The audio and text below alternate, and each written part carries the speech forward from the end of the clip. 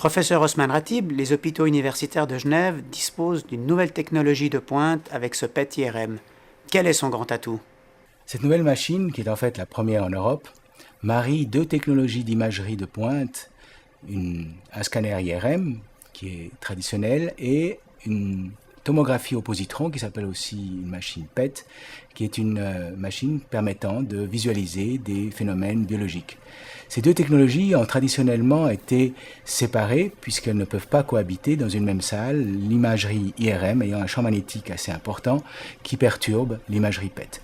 Grâce aux prouesses technologiques et des nouveaux développements que la maison Philips a pu réaliser, cette machine permet aujourd'hui d'avoir les deux scanners dans une même salle, séparés par un lit qui permet de passer le patient d'une à l'autre des modalités sans que le patient bouge, permettant ainsi d'avoir les deux images ou les deux séries d'images obtenues parfaitement superposées.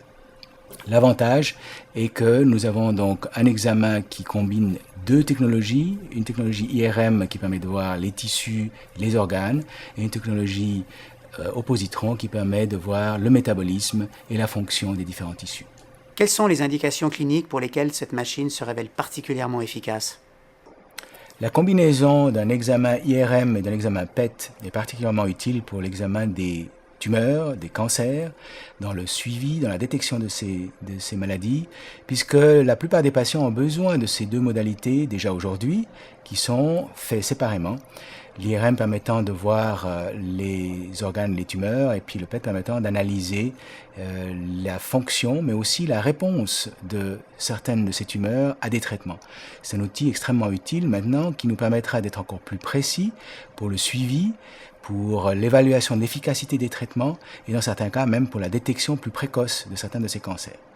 Il y a d'autres applications qui sont potentielles pour ces technologies-là, notamment dans tout ce qui est des maladies dégénératives, cérébrales, neurologiques, et aussi dans les maladies cardiovasculaires et des artérioscléroses et maladies cardiaques. Quels patients pourront directement bénéficier de ce nouveau scanner? Beaucoup de patients ont déjà aujourd'hui besoin des deux modalités, d'une IRM et d'un PET dans le suivi de leur cancer ou de leur maladie.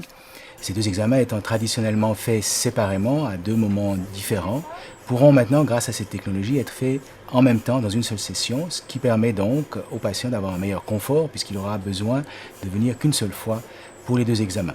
Pour nous, ce sera aussi un avantage puisque les images obtenues sont alors parfaitement superposables, ce qui nous permet de mieux identifier les lésions, de mieux analyser ces images et d'être plus précis dans le diagnostic, permettant de superposer les images PET aux images IRM. Il est clair que cette nouvelle technologie va ouvrir de nouvelles perspectives, va permettre un certain nombre de bénéfices et d'améliorations dans notre suivi des patients. Ça va aussi probablement modifier certains itinéraires cliniques où les patients pourront bénéficier de cette technologie hybride qui rajoute une dimension métabolique d'évaluation des tissus et de leur fonctionnement à l'examen traditionnel IRM qu'ils ont aujourd'hui. Il est incontestable que cette nouvelle technologie va apporter des bénéfices importants pour de nombreux patients qui vont bénéficier de cette technique dans le suivi de leur traitement et dans l'évaluation des réponses thérapeutiques des traitements qu'on donne. Vous allez également mener des projets de recherche. Dans quel domaine et avec quels objectifs? Dans le cadre de la collaboration que nous avons avec la maison Philips, qui a donc construit cet appareil, nous avons l'intention de démontrer de manière plus objective la valeur ajoutée de la fusion de ces deux modalités dans une seule machine hybride et son impact sur le suivi et le traitement des cancers. Nous avons particulièrement voulu étudier 3 domaines dans lesquels nous pensons que la superposition de ces images va améliorer le diagnostic et la qualité de nos prestations. En particulier dans les cancers ORL, les cancers de la tête et du cou. C'est des cancers qui subissent des chirurgies très invalidantes, qui modifient énormément l'anatomie et pour lesquels il est souvent très difficile de savoir s'il y a une récidive ou s'il y a un changement suivant un traitement ou suivant une chirurgie. On pense que la superposition des deux images, l'apport du PET sur l'IRM va améliorer notre performance dans la capacité à détecter l'évolution de ces cancers, les récidives de certains de ces cancers. Un deuxième domaine est celui du cancer de la prostate, un cancer dans lequel il est important de pouvoir détecter des récidives qui surviennent après des traitements et de les détecter assez précocement pour pouvoir introduire un deuxième ou un troisième traitement. C'est dans ces cas-là où on pense que la superposition des deux images à nouveau va nous permettre d'avoir un diagnostic plus précis, plus précoce du cancer de la prostate et de ses récidives suivant une chirurgie ou suivant une thérapie. Le troisième domaine, qui est un domaine important, est celui des cancers du sein, et surtout des cancers compliqués du sein, où l'imagerie IRM a déjà fait énormément de progrès ces derniers temps. C'est devenu un outil de travail pour l'oncologue pour le suivi des cancers du sein. Mais nous pensons que rajouter dans ces cas difficiles l'imagerie PET, qui est une composante métabolique qui permet de voir à nouveau l'efficacité du traitement, les changements métaboliques des tissus, vont permettre d'être plus précis et plus efficace dans l'application de ces traitements, où on pourra vraiment suivre de manière très précise l'évolution et les récidives éventuelles aussi de certains de ces cancers. Les hôpitaux universitaires de Genève sont le premier hôpital d'Europe à disposer d'une telle machine. Un autre se trouve au Mount Sinai Hospital à New York.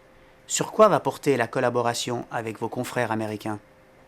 Grâce à nos travaux en imagerie moléculaire, et particulièrement dans les domaines de l'oncologie, nous avons été sélectionnés par la Maison Philips comme étant le premier site pilote pouvant bénéficier de cette nouvelle technologie.